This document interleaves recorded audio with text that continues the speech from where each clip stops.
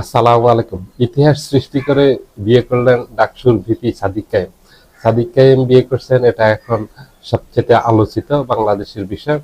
কারণ তার এই বিয়েটা এত জাঁকজমকপূর্ণ হয়েছে এবং এই বিয়েতে একটা রেকর্ড হয়েছে যে বাংলাদেশের প্রত্যেকটা রাজনৈতিক দলের নেতৃবৃন্দ এখানে উপস্থিত ছিলেন, যেটা অতীতে কখনো হয়নি। শুধু এখানে আওয়ামী লীগ ব্যতীত আর সকল রাজনৈতিক দলের একেবারে সিনিয়র নেতৃবৃন্দ উপস্থিত ছিলেন।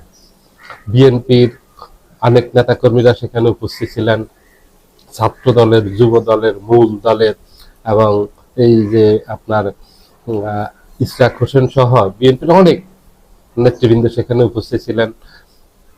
সেখানে সংবাদ মাধ্যমের দুই তিনটা সংবাদ মাধ্যম ব্যতীত, প্রথম আলো, ডেইলি স্টার, এরকম আর কয়েকটা সংবাদ মাধ্যম ব্যতীত আর সকল সংবাদ মাধ্যমের সাংবাদিকরা, সম্পাদক মন্ডলীর সদস্য যারা আছেন, সিনিয়র সাংবাদিক যারা আছেন তারা উপস্থিত ছিলেন।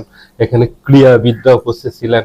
এখানে সবচেয়ে উল্লেখযোগ্য বিষয় হলো যে বিদেশি রাষ্ট্রদূতরা সেখানে উপস্থিত ছিলেন সরাসরি। তারা তাদের প্রতিনিধি পাঠাননি, রাষ্ট্রদূতরা সরাসরি সেখানে উপস্থিত ছিলেন এই বিয়েতে, যেটা অতীতে হয়নি। আমাদের দেশে অতীতে অনেক বিয়ে হয়েছে যে বিয়েতে এইভাবে উপস্থিতি দেখা যায়নি বিদেশি রাষ্ট্রদূতদের। এখানে পাকিস্তানের রাষ্ট্রদূত ছিলেন, সৌদি আরবের রাষ্ট্রদূত ছিলেন, কুয়েত, আরব আমিরাত, বাহরাইন, ওমান, তুরস্কের রাষ্ট্রদূত ছিলেন, আজারবাইজানের রাষ্ট্রদূত ছিলেন। অনেক দেশের রাষ্ট্রদূতরা এখানে উপস্থিত ছিলেন। সৌদি রাষ্ট্রদূত তো উনি সাদিক কায়েমকে একটা গাড়ি উপহার দিতে চেয়েছেন। সাদিক কায়েম গাড়িটা নেননি এই জন্য যে এটা আমার জন্য অ্যাভেল না, কারণ এটা আমি পরিচালনা অথবা এটা মেনটেনেন্স আমি করতে পারবো না, আমার সেই ইনকাম সোর্স নেই, এই জন্য নেননি। পরে সৌদি রাষ্ট্রদূত সেটাকে ক্যাশ করে ওনাকে একটা অ্যামাউন্ট দিয়েছেন, সেই পরিমাণ। বিভিন্ন দেশের রাষ্ট্রদূতরা উপহার দিয়েছেন। তো রাষ্ট্রদূতরা যখন উপহার দেয় সেগুলি সাধারণ উপহার দেয় না, একেবারে একটু ব্যতিক্রমী উপহার দেয় এবং সেগুলি আর্থিক দিক থেকে অনেক দামি এই জিনিসগুলো উপহার দেয়। সেখানে কয়েক কোটি টাকা শুধু উপহার সামগ্রী পেয়েছেন, কয়েক কোটি। সেটা তো এই উপহার সামগ্রী পাওয়ার থেকে, কয়েক কোটি টাকা পাওয়ার থেকে উল্লেখযোগ্য বেশি হলো এখানে যেসব অতিথি হয়ে আসছেন যারা, এরা উল্লেখযোগ্য। এত জাঁকজমকপূর্ণ বললাম এখানে এই জন্য যে সকল শ্রেণী পেশার মানুষ এখানে উপস্থিত ছিলেন। এখানে ডাকসুর যারা নেতাকর্মী ছিলেন তারা উপস্থিত ছিলেন। এখানে 24-এর গণ অভ্যুত্থানের নেতাকর্মী যারা ছিলেন, অভ্যুত্থানের নায়ক যারা ছিলেন বা মহানায়ক যারা ছিলেন 24-এর বিপ্লবের, তারা সবাই উপস্থিত ছিলেন। এখানে নাসিরুদ্দিন পাটোয়ারিকে দেখছেন যে স্লোগান দিতে, আজাদি না মুক্তি, আজাদি আজাদি। এটা হলো বিয়ে উপলক্ষে দিয়েছে যে এখন সাদিক কাইম একটা বন্ধনে আবদ্ধ হয়ে গেছে, সেখানে যেন বন্দী না হয়ে থাকে, সেখানেও যেন মুক্ত জীবন যাপন করতে পারে। ওই জন্য এটা আবার রাজনৈতিক স্লোগান হিসেবে দেয়নি যে এটা 24-এর বিখ্যাত স্লোগান আজাদি না মুক্তি, মুক্তি মুক্তি, ওই হিসাবে দেয়নি। এটার মিনিংসটা হলো এখানে যে দাম্পত্য জীবনে গেলে আমরা সবাই খুব রসিকতা করি, মজা করি যে এখন এই বন্ধু বিয়ে করছে, তাকে হারালাম, ও বন্দী হয়ে গেছে, এখন ও বোর আঁচলের নিচে থাকবে, এর থেকে বের হবে না। তার মানে হলো ও পরাধীন হয়ে গেছে। এখন বউ যেভাবে বলবে তাই করবে, বউর আঙ্গুলের ইশারায় ও চলাফেরা করবে, বউর চোখের ইশারায় ও কথাবার্তা বলবে, ও নীরব থাকবে অথবা সরব হবে। এক কথা হলো বউর নিয়ন্ত্রণে চলে যাবে, যেন না যায়, সে যেন আগের মতো স্বাধীন থাকে, মুক্ত থাকে। ওই জন্য ওই স্লোগানটা দিয়ে আমরাও মজা করি বন্ধুদের সাথে যারা বিয়ে করছে যে তুমি দেখবা যে বন্দী হয়ে যাবা না, তোমাকে যেন আমরা আগের মতো সব সময় পাই, মুক্ত থাকা, স্বাধীন থাকা। ওই জন্য তো সেখানে সবাই খুব আনন্দ উৎসব করছে এবং যারাই গেছে অনুষ্ঠানটা, যারাই দেখেছেন, সেখানে যে ব্যাপক উপস্থিতি ছিল এবং সবাই যে খুব আনন্দ মুখর ছিল। এখানে সাদিককে নিজেও ব্যতিক্রমী, যেটা সেটা নিজেও ইসলামিক সঙ্গীত গেয়েছেন। এটা একেবারে ব্যতিক্রমী ঘটনা, যেটা আমরা অতীতে দেখছি। অন্যান্য অনেক বিয়ে আছে সেগুলিতে ডান্সার নিয়ে আসছে, বিখ্যাত শিল্পীদেরকে নিয়ে আসছে, দেশ বিদেশের এনে সেখানে গান বাজনা করা হয়েছে, যেগুলি ইসলাম নিষিদ্ধ। কিন্তু এখানে করা হয়েছে ইসলামী সঙ্গীত পরিবেশন করা হয়েছে, সাদিক কায়েম নিজেও গিয়েছেন বর হিসেবে। তো এখানে আরেকটা উল্লেখযোগ্য বিষয় হলো সাদিক কায়েম এখানে বিয়ে করছেন, এই বিয়েতে সবাই উপস্থিত ছিল, কিন্তু বড় একটা উপস্থিতি ছিল না, যেটাকে সবাই অনুভব করছে। সেটা হলো শহীদ শরীফ ওসমান হাদি সেখানে উপস্থিত ছিল না। এটাকে সবাইকে ব্যথিত করেছে। এবং সাদিক কাইম নিজেও বিয়ে যখন তার আকদ সম্পূর্ণ হলো, সম্পূর্ণ হওয়ার সাথে সাথে ওসমান হাদির কবরে গিয়ে সেখানে কবর জিয়ারত করলেন। সাদিক কাইম ভুলে যাননি, ওসমান হাদিকে মনে রেখেছেন। সাদিক কাইমের প্রত্যেকটা গুরুত্বপূর্ণ জায়গায় দেখবেন যে সাদিক কাইম ঠিক আগে অথবা পরে ওসমান হাদির কবরটা জিয়ারত করেন, কবরের পাশে যান, কবরটা দেখেন। কারণ একসময় সহযোদ্ধা একসাথে জুলাই বিপ্লব ঘটিয়েছেন রাজপথে থেকে জীবনের ঝুঁকি নিয়ে।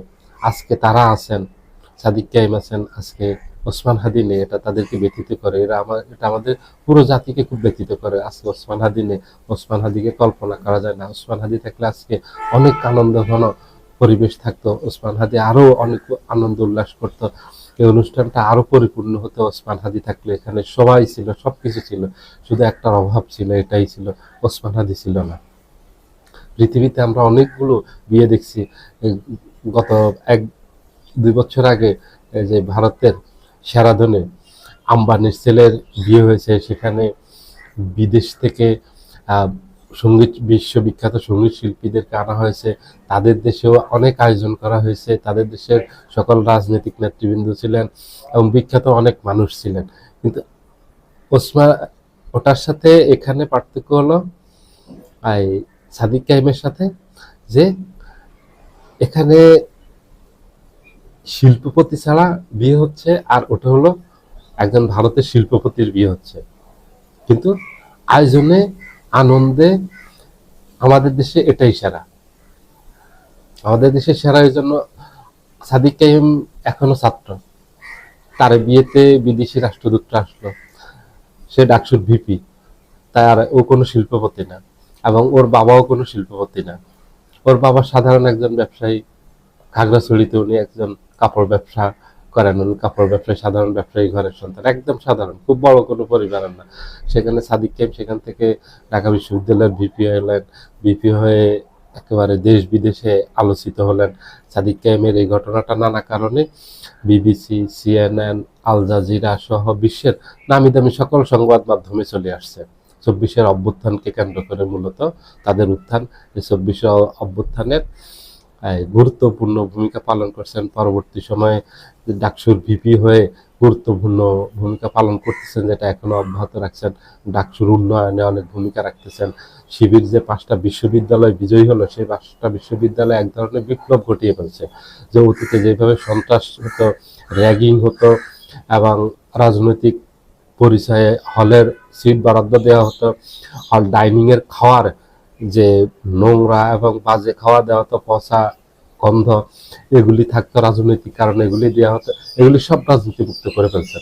হলে সিট পাবে, যে কোনো ছাত্র আসলে সিট পাবে, কোনো রাজনৈতিক পরিচয়ে সিট পাবে না, এটা তার অধিকার।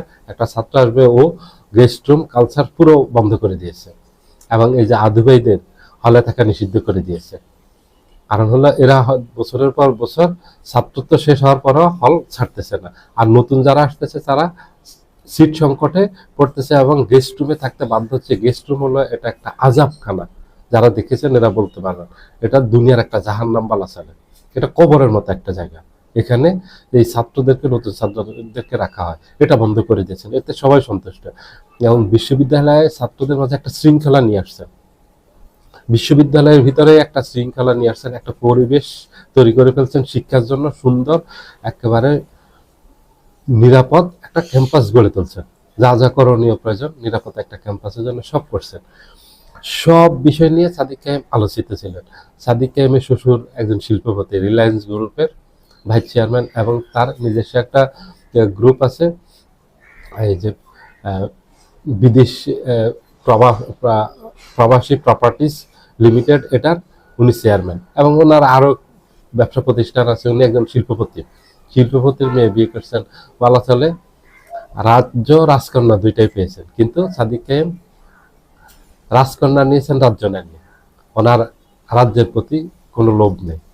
তো সব দিক থেকে সাদিক কাইমের এই বিয়েটা আলোচিত, এবং একেবারে আমাদের দেশের সবচেয়ে বিখ্যাত ইতিহাস সৃষ্টি করা একটা বিয়ে হয়েছে এই সাদিক কায়েমের বিয়েটা।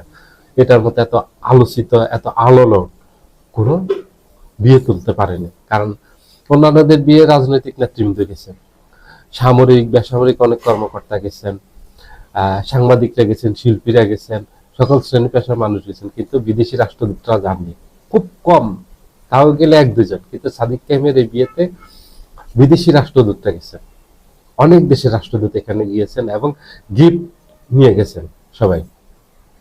এবং এখানে 24-এর জুলাই অভ্যুত্থানে যারা আছে, এই যে নাহিদ ইসলাম সহ সার্জিস, হাসনাত, নাসিরউদ্দিন পাটোয়ারি সহ যারা আছে, এরা সবাই গেছে। বিভিন্ন পত্রিকার সম্পাদকরা গেছেন এবং মিডিয়া ব্যক্তিত্ব যারা আছেন তারা গেছেন। এখানে এক কথা হলো, এই যে ঢাকা বিশ্ববিদ্যালয়ের শিক্ষক সহ বিভিন্ন বিশ্ববিদ্যালয়ের শিক্ষকরা গেছেন।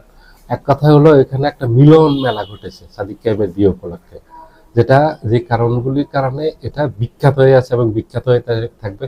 আমাদের দেশের ইতিহাসে সেরা একটা বিয়ে হয়েছে, আমার জানা মতে শ্রেষ্ঠ একটা বিয়ে হয়েছে সাদিক কায়েমের এই বিয়েটা। সবাই ভালো থাকবেন, আল্লাহ হাফিজ।